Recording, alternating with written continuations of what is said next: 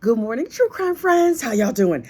Listen, these closing statements yesterday, I was like, oh, Miss Laurie is kind of team too much. We're going to get into it. But first, you know what you need to do. Please like this video and subscribe to the channel. That helps other people find us. Also, find me on Instagram, Facebook, and Blue Sky. But ignore the tropical surroundings. We'll talk about my vacation later. So yesterday was just closing statements. But first, the state or Lori or the court or whoever child, they delayed and they delayed and they delayed. And finally, Lori was like, Your Honor, some of the evidence that was presented earlier this week, I know the state has rested and I have rested and this is not the time for this, but I have some questions. If you could just field 1 or 12 of my questions, I think the evidence is wrong. And what is that you say, Your Honor? I could have cross-examined on that.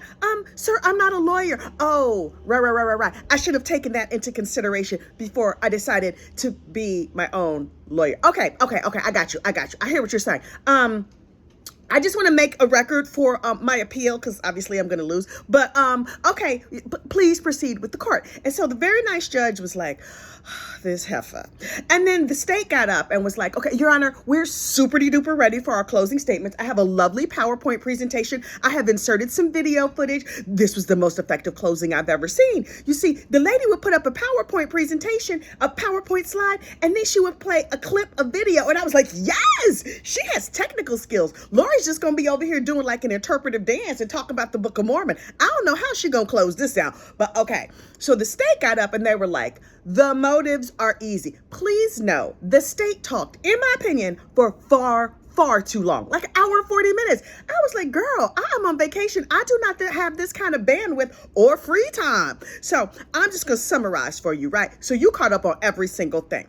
The state said, in summary, of course, you can see the motive, the money, and Chad's peen. I mean, the Mr. Chad, she wanted him. Now, if I can show y'all pictures of him, you will understand how ridiculous that is, but I can't, so you're just going to have to take my word for it. Also, the other motive is the text. Did you see them texts? It's all coming to a head this weekend. And then you have to consider her demeanor. Oh, she was nonchalant. She was super duper nonchalant. She wanted to say that, like, the first responders and stuff were nonchalant. That's their job. They're supposed to be nonchalant. She was super duper nonchalant. And then 45 minutes to call the police. Hold her accountable. Why did it take 45 minutes for her to call 911? It is ridiculous. Now look, that's what Miss Trina K said in about an hour and 40 minutes. And I was like, girl, you are burning through my very, very expensive 5G while I'm away. Anyway, so Lori got up and Lori was like, hi, I am doing lawyer drag today. As you can tell, look, word on these true crime streets is that the jury can see that shock belt through her clothes. So even though she tried to style around it, maybe she could have bedazzled it or something like that. I don't know what you could do to dress up a shock belt. I hope to never find out. But Lori gets up and she's like, ladies and gentlemen of the jury, prove it. They have to prove it. If they can't prove it, I'm innocent. Watch my whole video. I mean, I know they edited out a whole bunch of parts, but I was nonchalant, but also chalant because I was upset. And if you knew me, you would know. And she was like, and why didn't they bring the original detective? Y'all, the way the state jumped up, the state was like, objection, facts. She can't be bringing facts. Now, listen, between me and you, we know this original detective was like, oh, that pretty lady in the gated community.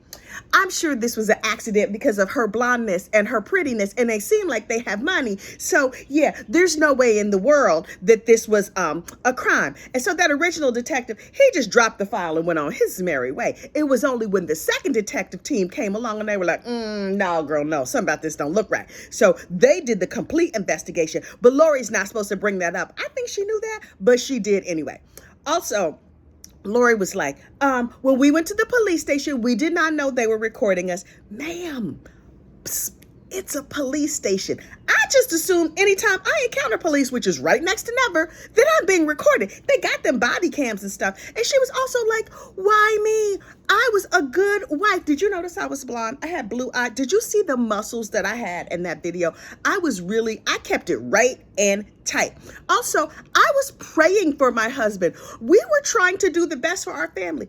Ma'am, you and your girlfriends got together and y'all was trying to cast out the devil. Now, yes, that is praying for the man, but that's not That's not traditional prayer. I don't know if you know how the rest of the world works, but that's not traditional prayer. Especially since you was telling all your girlfriends like, he gonna die. We gonna have to kill him. I guess that's prayer. You were kind of praying for him to die too. So I don't think Jesus answers them prayers. I'm not super duper religious, but something tells me when you praying for somebody else to be, shuffled off to the endless heaven buffet, Jesus is like, girl. Anyway, so she was like, and about that life insurance, listen, I know it looks bad, but you really have to understand the context. The life insurance, I was in shock. I was disappointed. I was not sad.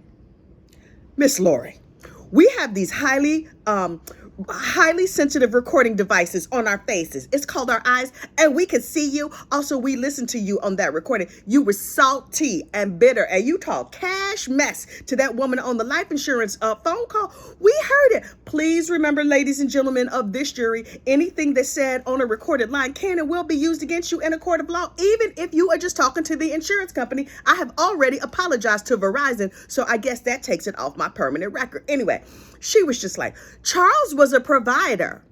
The subtext of that being, I thought he was going to provide me with $1 million after I shot him, but clearly he did. So now I'm very, very disappointed. But she was like, Charles was a provider. I had no reason to want him dead, except for the fact that he had a demon in him and I was trying to oochie that other man's coochie. But okay, we're not going to talk about that. And she was like, and about Nephi, that detective was not even LDS. He tried to make it like Nephi was something terrible. That was just about my strong religious faith. How could you not trust me because I have strong religious faith? Ma'am, we live in this century and we see, like, some people have strong religious faith and that helps them be better. Some people have strong religious faith and they do some very, very bad things. Very bad things. And then she used the Chicago defense. I'm not talking about the city of Chicago. I'm talking about the musical Chicago. It was a murder, but not a crime. She was just like, this was a tragedy.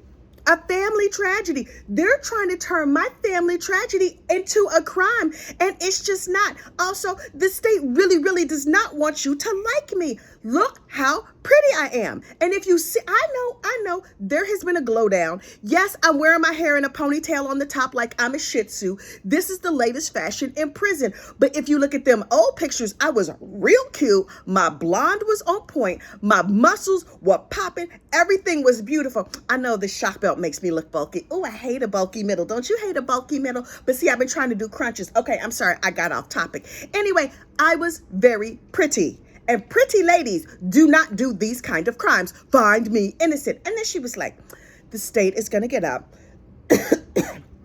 and say more things to try and get you not to like me. Don't do it. I'm still pretty underneath all of this. Y'all, Miss Trina was having none of it. None of it. In her rebuttal, she got up there. She's like, it was an execution. That means it was a crime. And remember her text messages? They said, before we got rid of him. Who was the we? The we included she. She did it. Honey, Miss Trina in that rebuttal was quick and concise, and she got straight to the point. She basically was like, convict the heifer, end her. I mean, that's not what she said, but that's the spirit of what she said. And then the judge very calmly was like, thank you, everybody. Okay, now you know this part. We have to randomly pull some names out of the hat, and some of y'all got to go. Now, I noticed that Miss Lori chose mostly men on this jury because she was hoping that y'all would be convinced by the blonde and the former hot body and stuff, and that you would just let her go free. So let's just pull a couple of names out of the hat. Bleep. Juror number 14. Bleep. Juror number 4. Whatever numbers it were. It was 2 people who left. Both men.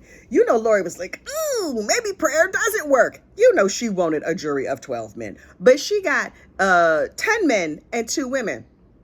Lori girl, this is not going to go good for you. And if you have one LDS church member on that jury, they're going to be like, I know this heifer was not over here talking about Nephi. We like Nephi. Nephi was teaching our kids good things, not to unfortunately unalive your husband on the living room floor. This is ridiculous. And then verdict watch began. And I was parched, y'all. I was ready. I was leaning all the way in to the swimming pool. But you know, I was leaning in metaphorically. 19 minutes later, the jury's like, hey, Judge, hey. And I was like, a 19-minute verdict. Oh my God. They're like, we want to go home. Y'all want to go home? Why we haven't even had, are all the exhibits even back there yet? Y'all, it's only been 19 minutes and the jury left. They want to go home.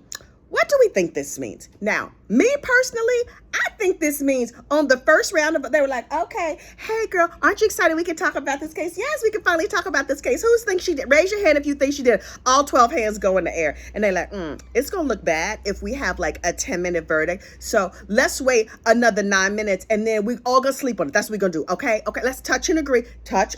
We're going to sleep on it. And then once we done sleeping on it, then we're going to come back in the morning. We're going to convict the heifer because it's not going to look good if we convict the heifer real fast. So that's what we're going to do. So I'm going to meet you in the morning for coffee, and then we just going to go in and convict the heifer. Okay. Now look, you're not here for facts. I am not here giving you facts. Child, this is the gospel according to Kathy. But according to Kathy, this heifer going to get convicted in quick succession. Court is not scheduled to be back in session until the jury has a verdict, which I think will take 3 to 4 seconds. But I do not know. I'm not psychic, although I feel things in my spirit quite frequently, and I am usually correct. So I fully expect her to be convicted later this afternoon as I am backstroking through the pool or splashing in the ocean or something like that. But when they have a verdict, I'm going to be here. I'm going to let you know. Like, not right away, because I got things to do. See y'all, so I'm at the beach. So we'll be back in touch soon. Until then, like this video, subscribe to the channel, and I will see you soon. Bye.